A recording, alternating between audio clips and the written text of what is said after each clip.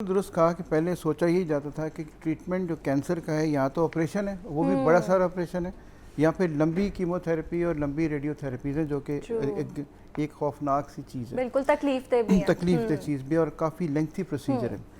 اب ایک latest treatment ہے، ہماری چیف منسٹر صاحبہ گئی تھی کچھ عرصہ پہلے چائنا، وہاں پہ ایک لیٹسٹ یہ ٹیکنالوجی ہے جس میں ہم بغیر آپریشن کے، بغیر بیہوش کیے، بغیر کوئی کٹ لگائے ٹریٹمنٹ کر سکتے ہیں۔ میں میاں ہاسپٹل میں ہوتا ہوں لاہور میں، وہ مشین وہ پھر لاہور میاں ہاسپٹل میں آئی، پورے پاکستان کے اندر پہلی مشین تھی، اور پھر ہم نے اس کے اندر اس کا ٹریٹمنٹ شروع کیا، اور کل ہم نے اس کا 50th کیس کیا الحمدللہ کامیابی کے ساتھ۔ اچھا ماشاءاللہ۔ اچھا، اب آپ کا سوال کہ کوابلیشن کیا ہوتی ہے؟ کوابلیشن سے مراد یہ ہوتی ہے کینسر کے جو سیلز ہیں وہ اگر ان کو بہت زیادہ ٹھنڈا کر دیا جائے یا بہت زیادہ گرم کر دیا جائے تو ان کی ڈیتھ ہو جاتی ہے۔ یہ دنیا کی واحد ٹیکنالوجی ہے جو پہلے کینسر کے سیلز کو تقریباً -195 ڈگری پہ ٹھنڈا کرتی ہے، جو ٹھنڈی سے ڈیتھ ہو سکتے ہیں ان کی ڈیتھ ہو جاتی ہے، پھر اسی جگہ پہ اسی کینسر کو اسی وقت +84 ڈگری پہ گرم کرتے ہیں، جو باقی سیلز رہ جاتے ہیں ان کی بھی ڈیتھ ہو جاتی ہے۔ سو ہم نے 50 کیس جو کیے ہیں ان کو ہم نے پھر فالو بھی کیا ہے، اور جس کو فالو کیا ہے وہ الحمدللہ وہ بالکل ٹھیک ہے ابھی تک۔ ٹھیک ہے۔ اچھا ڈاکٹر صاحب، یہ جو کینسر کی ڈفرینٹ ٹائپس ہوتی ہیں، تو کیا یہ سارے کینسرز، مطلب بریسٹ کینسر ہوتا ہے، پھر کسی کو لنگس کا کینسر ہو جاتا ہے، تو سارے کینسرز کو ہیل کر سکتا ہے یہ؟ جی، یہ 4 کینسرز کو ہیل کرتا ہے، جیسے آپ نے کہا بریسٹ کو، لنگس کو، لیور کو اور کڈنی کو۔ اچھا۔ سٹیج 1 کینسرز اگر ہمارے پاس آتے ہیں تو ہم ان کو پہلے اسکروٹنی کرتے ہیں، پہلے ان کو ایگزامن کرتے ہیں، اور وہ ایلیجیبل ہوں، اس قابل ہوں جن کو ٹریٹ کیا جا سکے تو پھر ہم ان کو ٹریٹ کر دیتے ہیں۔ سو 4 کینسرز: لیور، لنگ، بریسٹ اور کڈنی۔ ٹھیک ہے، اور آپ نے یہ بھی بتایا کہ سٹیج 1 سٹیج 1 اس کو ٹریٹ کرتا ہے، اس کو ٹریٹ کرتے ہیں۔ جی ٹھیک ہے، اور اگر کسی کی آگے سٹیج ہو جاتی ہے پھر اس کو ٹریٹ نہیں وہ کرتا؟ ٹریٹ اس لیے نہیں ہو سکتا کہ وہ جب آگے سے گزر جائے گا، کسی اور جگہ چلا جائے گا، بونس میں چلا جائے گا یا کسی اور جگہ نکل جائے گا، تو اس کو پھر ٹریٹ کرنا فائدہ نہیں ہوگا، کیونکہ ہم نے بیسک جہاں سے کینسر اوریجن لے رہا ہے اس کو ٹریٹ کرنا ہے تاکہ وہیں سے پہ ہی وہ ختم ہو جائے، وہ آگے جائے ہی نہ۔ تو اسی لیے ہمیں آپ لوگوں کی بہت ضرورت ہوتی ہے، جو اب آپ کے میڈیا کے لوگ جو ان کو اویئرنیس دیں کہ اگر آپ کو ذرا سی بھی کوئی باڈی میں چینج نظر آتی ہے تو سٹیج 1 وہ ڈیزیز ہے جب اس کو پکڑا بھی جا سکتا ہے، یہ کیوریبل ہے اور یہ ٹھیک ہو سکتی ہے۔ اچھا ڈاکٹر صاحب، عموماً کیسے پتہ چلتا ہے، کون سے سمٹمز ہوتے ہیں کہ ہمیں پتہ چل جائے کہ ہماری باڈی میں کینسر سیلز پیدا ہو رہے ہیں، کینسر کی طرف جا رہی ہے؟ یہ بہت اچھا سوال ہے، یہ سب کو پتہ ہونا چاہیے۔ پہلی چیز تو یہ کہ اگر کوئی خاتون ہے اور ان کو اپنے جسم کے اندر خاص طور پہ بریسٹ میں کوئی اب نارمل گلٹی محسوس ہوئی جو پہلے نہیں تھی، وہ کوئی ایسی اب نارملٹی، ایسی پین یا ایسی چیز ہے جو پہلے نہیں تھی، ایک تو اس کو دھیان رکھیں، خاص طور پر بریسٹ میں۔ ان بریسٹ کو معائنہ کرنے کے خاص طریقے ہیں جو آسانی سے سیکھے جا سکتے ہیں، آپ کو اس میں کوئی مشکل نہیں ہے۔ اس کو چھپائیں نہ، اس کو جا کے یہ نہ سوچیں کہ چند دن میں خود ہی ٹھیک ہو جائے گی، اس وقت وہ قابل علاج ہے۔ نمبر 2، وہ لوگ جیسے باقی ٹیومرز ہیں جیسے لنگ کا ہے یا لیور کا ہے، وہ اندر ہوتے ہیں، ان کی گلٹیاں باہر نہیں آتی، لیکن ایک چیز سب سے ضروری سب میں کامن ہوتی ہے، وہ ہے ویٹ لاس، ان ایکسپلینڈ ویٹ لاس۔ ایک بندہ وزن نہیں کم کرنے کی کوشش کر رہا اور اس کا وزن 10 kg کم ہو گیا، اور لوگ اس کو کہنا شروع ہو گئے کہ آپ کو کیا ہوا ہے، آپ کا وزن کیوں کم ہو رہا ہے، سستی تھکاوٹ شروع ہو گئی ہے، آپ کو جو آپ کی ایکٹیویٹی کم ہو گئی ہے، بخار رہنا شروع ہو گیا ہے، آپ کی الرجی کم ہونا شروع ہو گئی ہے، اس کا مطلب ہے کوئی تو وجہ ہے، تو اس وجہ کو ڈائگنوز کرائیں۔ اور خاص طور پہ وہ لوگ جو اسموکنگ کرتے ہیں، وہ لوگ جو اس سلسلے میں انوالوڈ ہیں، وہ لوگ جو الکوہل لیتے ہیں، تو ان کو آئیڈیا ہو جاتا ہے کہ جی مجھے کوئی نہ کوئی گڑبڑ ہے، تو ہمارے پاس ہیپاٹائٹس سی کے پیشنٹس، اسموکنگ والے پیشنٹس یہ بہت زیادہ آتے ہیں۔ ٹھیک ہے۔ اچھا، یہ جو آپ ایک نیا بتا رہے ہیں ٹریٹمنٹ پاکستان میں آیا ہے، تو یہ بتائیں کہ کیا صرف یہ گورنمنٹ ہاسپٹلس میں اویلیبل ہے یا پرائیویٹ میں بھی اس کی سہولت موجود ہے، اور کیا ہر کوئی افورڈ کر سکتا ہے اس کا علاج؟ دیکھیں، یہ صرف ایک ہاسپٹل میں پورے پاکستان ہی نہیں بلکہ پورے ساؤتھ ایسٹ ایشیا میں صرف ایک ہاسپٹل میں اویلیبل ہے، اور وہ میو ہاسپٹل ہے۔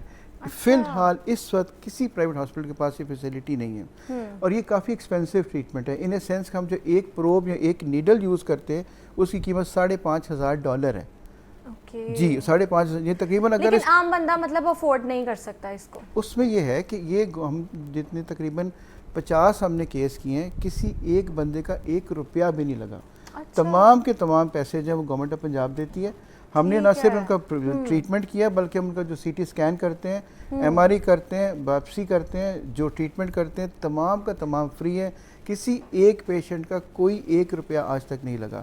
So expensive treatment in a sense سے ہے، لیکن ہمیں گورنمنٹ نے فیسلٹی دی ہوئی ہے کہ ہم یہ تمام ٹریٹمنٹ فری کرتے ہیں۔ ایون جو پیشنٹ کا فالو اپ ہوتا ہے، 1 مہینے بعد ہم ان کا CT کرتے ہیں, 3 مہینے بعد ان کا CT کرتے ہیں, وہ بھی فری ہے. ٹھیک ہے, مطلب پوری طرح جو گورنمنٹ ہے وہ اس کو فنڈ کر رہی ہے پوری طرح. اور اب تک کتنے مریض آپ نے بتایا کہ 50 پیشنٹس ٹریٹ کر چکے ہیں؟ کل ہم نے 50th پیشنٹ کیا تھا, اس کا ٹیومر سائز بھی بڑا تھا, اس کو ٹرانسپلانٹ کے لیے بھی کہا گیا تھا, اس کو مختلف طریقے علاج بھی بتائے گئے تھے, اس کے کہا تھا کہ آپ کا لیور بھی کاٹ دیا جائے گا, لیکن الحمدللہ کل تقریباً 1.25 گھنٹہ لگا اس پورے پروسیجر میں, اور وہ پیشنٹ بالکل ٹھیک ہے. اب اس کا ہم 24 گھنٹے بعد دوبارہ معائنہ کریں گے, اس کے بعد اس کو ہم نے آنکالوجی ڈپارٹمنٹ بھیج دیں گے مزید چیک اپ کے لیے, پھر وہ گھر چلا جائے گا. 1 مہینے بعد وہ دوبارہ آئے گا, ہم اس کو دوبارہ CT اسکین کریں گے, اگر ضرورت ہوئی اس کی واپسی کریں گے اور یہ ویریفائی کریں گے, کنفرم کریں گے کہ ہی از کینسر فری. ٹھیک ہے, کالر ہے, ان کا بھی سوال لیتے ہیں. جی السلام علیکم. وعلیکم السلام. جی کہاں سے بات کر رہے ہیں؟ جی میں نسرین منڈی والدین سے بات کر رہی ہوں. جی نسرین سوال کیجئے.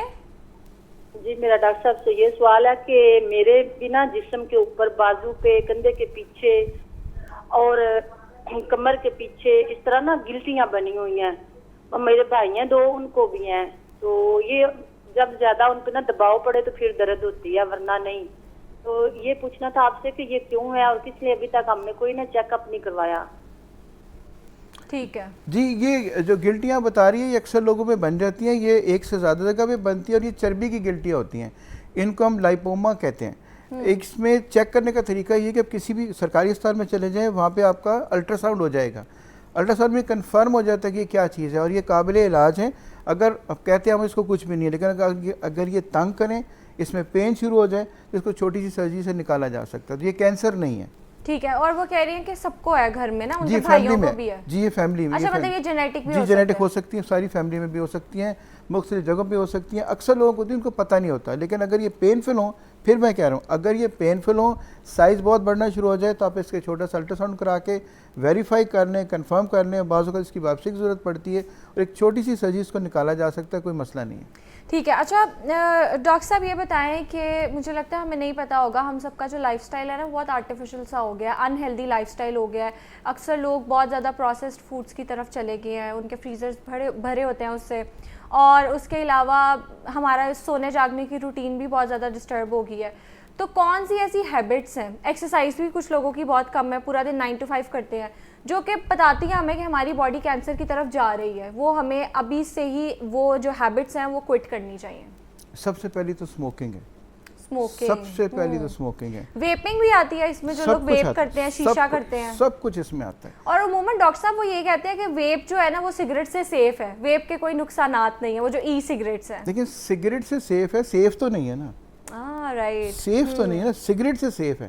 اچھا دوسری چیز یہ ہے کہ جو ہمارا جو سارا کچھ تو آپ نے اتنا زبردست طریقے سے بتا دیا کہ یہی انہیلدی لائف سٹائل ہے جو ہمیں تنگ کرتا ہے. نمبر 2, کوئی بھی چیز جیسے میں نے پہلے کہا, اگر آپ کو باڈی میں چینج آئی ہے, ہیبٹ میں چینج آئی ہے, ویٹ میں چینج آئی ہے, اس کو اگنور نہ کریں, اس کو فوراً کسی کو دکھائیں, تاکہ آپ اس سٹیج پہ اپنی اس ڈیزیز کو کیور کر لیں جو ٹریٹ ہو سکتی ہیں. دیکھیں نا, اب تو اللہ نے اتنا موقع دے دیا کہ بہت ساری بیماریاں جو کینسر نہیں رہی ہیں, ہم ان کو سٹیج 1 پہ ٹریٹ کر دیتے ہیں.